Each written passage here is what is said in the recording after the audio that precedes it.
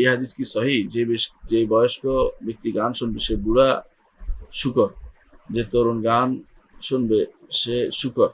না, এরকম হাদিস নেই এবং এটা বানোয়াট হাদিস। সুতরাং এটা এরকম না। তবে গান ব্যাপারে কোরআনে কারীম নিষেধাজ্ঞা এসেছে। আল্লাহ তাআলা কোরআনে কারীম বলেছেন, ওমিনান নাস মান ইয়াত্তাখিযু মিন দুনিল্লাহি ওমিনান নাস মান ইয়াশতারি লাহওয়াল হাদিস লিয়াদিল্লা আন সাবিলিল্লাহি বিগাইরি ইলমিন। মানুষের মধ্যে কিছু মানুষ আছে যারা বেহুদা জিনিস কিনে মানুষকে এর মাধ্যমে পথভ্রষ্ট করার জন্য। এর তাফসীরে সবাই বলেছেন গান বাদ্যের কথা। অর্থ হচ্ছে এরা হচ্ছে আল্লাহর পথ থেকে মানুষকে দূরে রাখে গান বাদ্যের মাধ্যমে। কারণ যারা গান বাদ্য করবে তারা কোরআন পড়বে না, যারা গান বাদ্য করবে তারা দিন শিখবে না, যারা গান বাদ্য করে শরীয়ত মানবে না, যারা গান বাদ্য করে কোরআন হাদিস মানে না, যারা গান বাদ্য করে তারা সালাত আদায় করে না।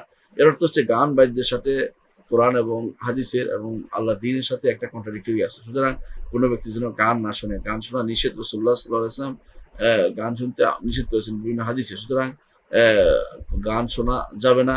বিশেষ করে এই সমস্ত গান যৌনতার উদ্রেক করে এবং যে সমস্ত গান এর মধ্যে মানুষে একে অপরের বদনামি করে, অথবা এমন কোনো গান যাতে মানুষের মধ্যে কোনো রকমের অশ্লীল কোনো কিছু আসে, যেগুলোতে আল্লাহর প্রশংসা হয়, সেগুলোর ব্যাপারে মানুষের মত ভিন্ন আছে, তারপরেও সেই জাতীয় কোনো গান বাদ্য অনেকেই অনুমোদন করেন না এবং সেটাই বেশি বিশুদ্ধ। বরং গান বাদ্যের জিনিস থেকে মানুষ দূরে থাকবে, মানুষ কোরআন এবং সুন্নাহ নিয়ে পড়বে, কোরআনকে সুন্দর করে পড়বে। রাসূলুল্লাহ সাল্লাল্লাহু আলাইহি ওয়াসাল্লাম কোরআনকে সুন্দর করে পড়তে বলেছেন, নির্দেশ দিয়েছেন। সুতরাং সেইভাবে পড়বে। গান শুনলে কোরআন শোনা হবে না। গান শোনার সাথে কোরআন শোনার সাথে বিরোধ রয়েছে। সুতরাং বিষয়টি সেভাবেই নিবেন।